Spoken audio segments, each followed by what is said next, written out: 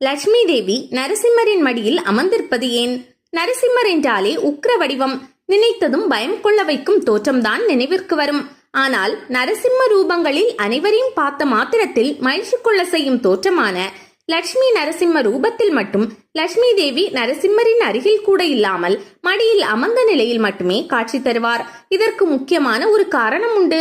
மகாவிஷ்ணுவின் அவதாரங்களில் அற்புதமானது மட்டுமல்ல, அழகானதும் நரசிம்மர் அவதாரம் தான் என சொல்வார்கள். மற்ற பெருமாள் ரூபங்களில் இல்லாத மற்றொரு தனி சிறப்பு நரசிம்மருக்கு உண்டு.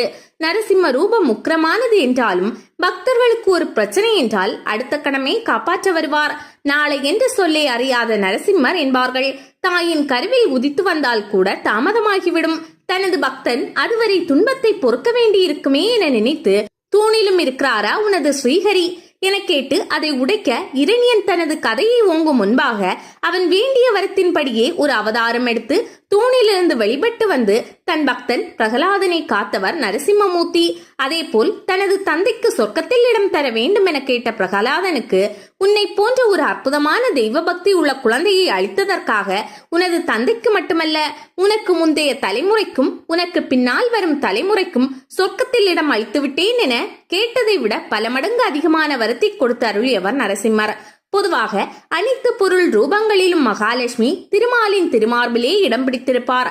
ஆனால் நரசிம்மர் கோலத்தில் மட்டும் மகாலட்சுமி திருமாலின் திருமார்பில் இடம்பெறாமல் மடியில் அமர்ந்திருப்பார். பெருமாள் அவளை ஆலிங்கனம் செய்த நிலையில் லேசான புன்னகையுடன் சாந்த சொரூபமாக காட்சி தருவார். இதனாலேயே நரசிம்ம ரூபங்களில் லட்சுமி நரசிம்மரை பலரும் விரும்பி வணங்குவர்.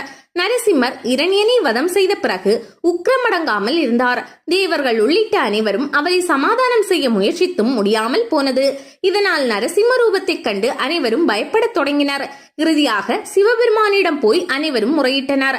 அவர் சரவேஸ்வர ரூபம் கொண்டு அவரை சாந்தப்படுத்தினார். ஆனால் அனைவரும் அஞ்சும்படியான ரூபத்தில் இருந்த நரசிம்மரின் மடியில் சென்று லட்சுமி தேவி அமர்ந்தாள். உடனடியாக நரசிம்மரின் உக்ர ரூபம் மாறி அழகிய ரூபம் வந்தது. இத்தகைய அழகுடன் விளங்குவதால் நரசிம்மருக்கு ஸ்ரீமான் என்ற திருநாமம் ஏற்பட்டது. ஸ்ரீமான் என்றால் அழகானவன் என்று பொருள். நரசிம்மரின் மடியில் மட்டும் லட்சுமி அமர்ந்த நிலையில் காட்சியளிப்பதற்கு காரணம் உண்டு. ஸ்ரீமானான நரசிம்மரின் அழகிய திருமுகத்தை பார்த்து ஆனந்தப்பட்டு கொண்டே இருக்க வேண்டும் என மகாலட்சுமிக்கு ஆசை ஏற்பட்டுள்ளது. திருமார்பில் இருந்தால் அவரின் முகத்தை பார்க்க முடியாது என்பதால் தான் மடியில் அமர்ந்த நிலையில் காட்சி தருகிறாள் என்று சொல்கிறார்கள்.